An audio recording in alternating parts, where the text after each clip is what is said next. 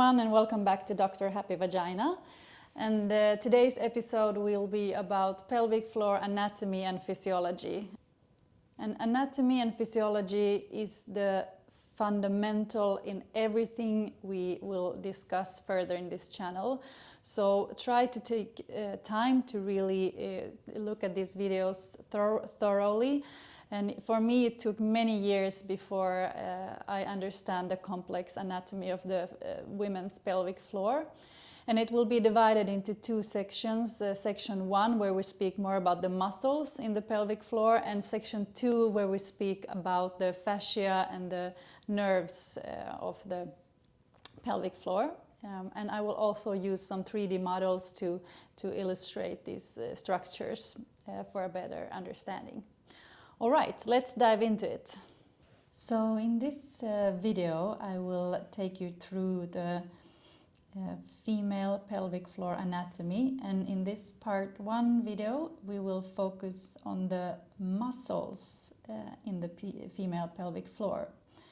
And all the images that I have in this video, I just go to my web browser in Google and I write female pelvic floor anatomy, and you can find tons of amazing pictures, and I've in this video clip just cut and choose my absolute favorite ones. And we will start with this picture. We have a woman, a schematic view of a woman lying in a lithotomy position. And when we peel off the skin and subcutaneous layer, we find directly the pelvic floor muscles. And we can divide the pelvic floor muscles into 3 layers. We have the superficial layer here that comes directly under the skin.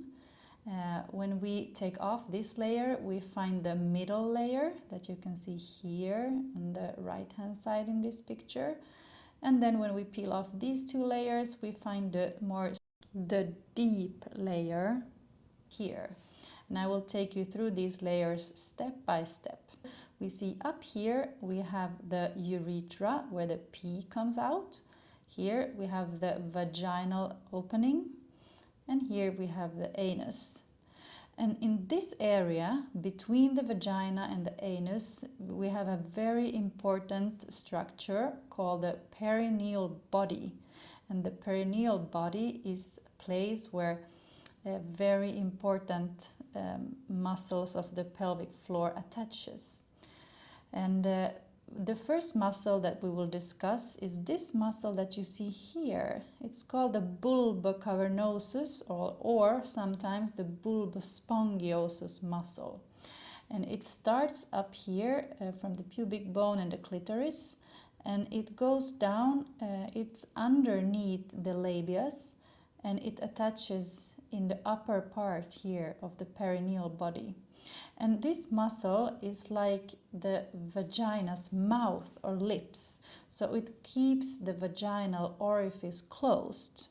If this muscle is torn or ruptured from a vaginal birth and not stitched together properly afterwards, the woman often complains of a feeling of openness, that she cannot close her vaginal orifice, that water enters the vagina when she's bathing, or that air comes inside the vagina. And this muscle is also very important for the sexual functions. It stimulates the clitoris and the clitoral glands, and it has contact with the penis or a dildo when you have sexual intercourse. And the next muscle we will look is this muscle that goes here transversely. It attaches firstly here in the bone, in the skeletal bone, and it goes inserts in the middle of the perineal body. And the name of this muscle is the superficial transverse perineal muscle. And the function of this muscle is that it attaches the pelvic floor or the perineum to the bones. So if this muscle is ruptured, you can usually hear that the women describes a pelvic heaviness. It also stabilizes the anal canal. And if this muscle is ruptured, the anal canal can start to bulge out of the vagina, and we have a distal rectocele where the stool accumulates in a little pouch, and it's difficult for the woman to evacuate.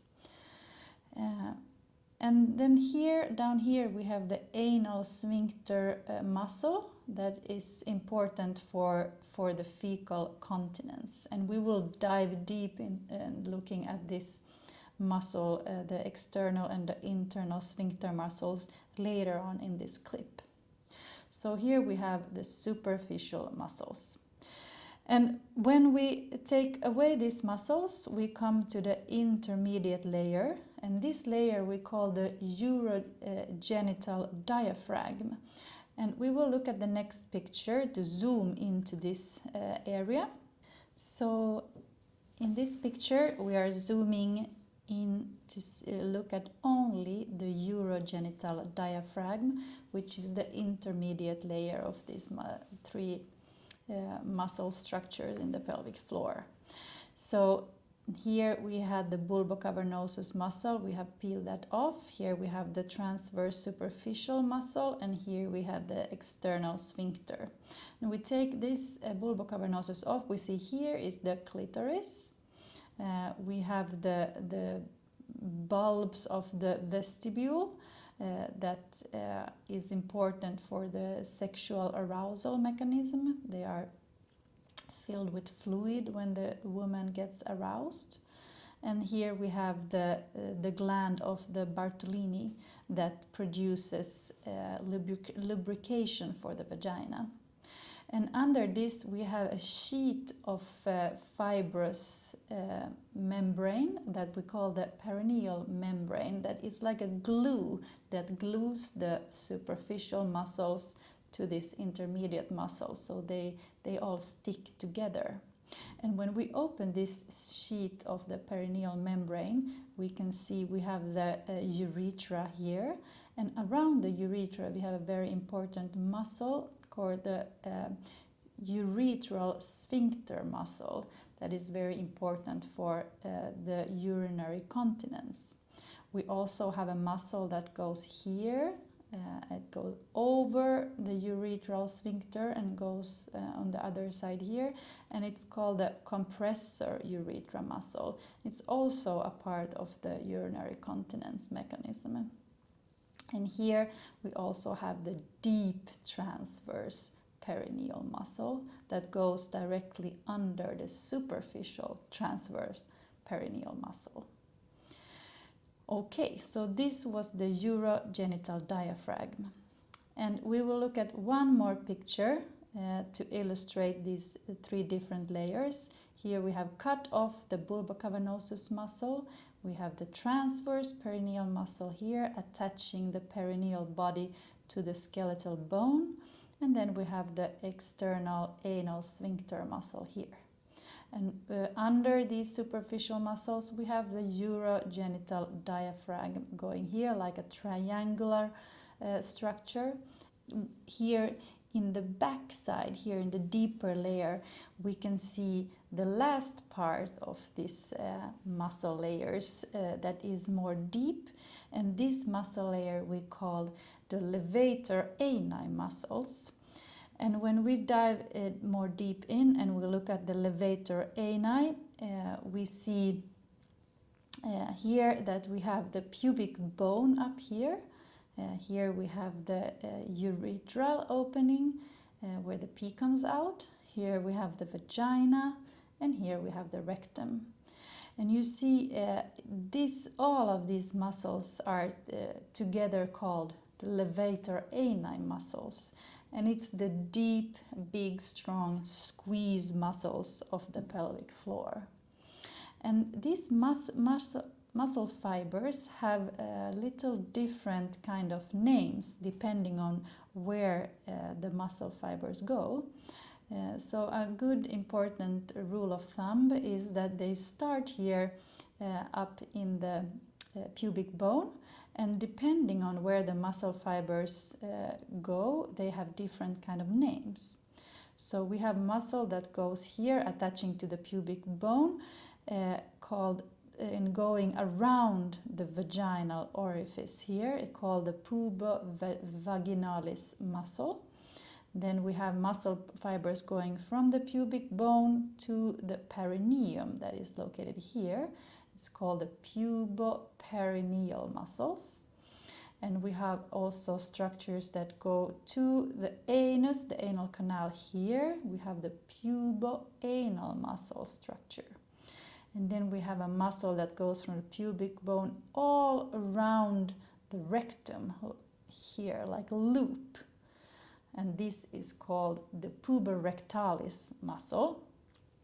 And we also have muscles that go further out here laterally from the pubic bone to this part. This is called the pubococcygeus muscle, because this part of the bone structure, the tailbone in Latin is called coccyx. So this is why it's called a pubococcygeus muscle. And the levator ani muscle complex, when you look from the side, it's not flat like a diaphragm like that. It goes down to the, like a triangular shape, goes down to the perineal body. And from this view, we can see here we have the vaginal opening. Here we have the urethra and the pee bladder. And here we have the anus and the rectum. And here we see the superficial bulbocavernosus muscle attaching here to the perineal body. Here we have the external anal sphincter. This muscle part here, they cut away the urogenital diaphragm in this hole here. And after that we have the pubovaginalis muscle. We have the puboperinealis, puboanalis.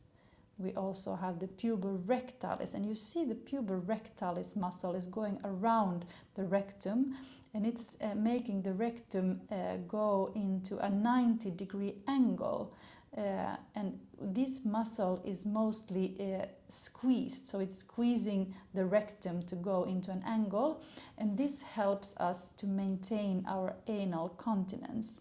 And when we go to the toilet, we want this muscle to relax so that the rectum can be more straight when we want to evacuate stool. And for some women who have a lot of tension in these muscles, can have a spasm of this puborectalis muscle, and this means that the muscle cannot really properly relax when the woman wants to empty her rectum. And to help this relaxation, you should put a little something under your feet to elevate the feet so that you come in what we call the squatting position, like a little chair in the toilet that you can put under your feet, because this helps the puborectalis muscle to relax so that the rectum can be straight and evacuate itself. Okay, so this was all for today about these important pelvic floor muscles. And in the second part of this anatomy lecture, we will continue with more important structures of the pelvic floor, and we'll also dive deep and look at the anal sphincter complex. So stay tuned for the next video that we will be releasing in a few days.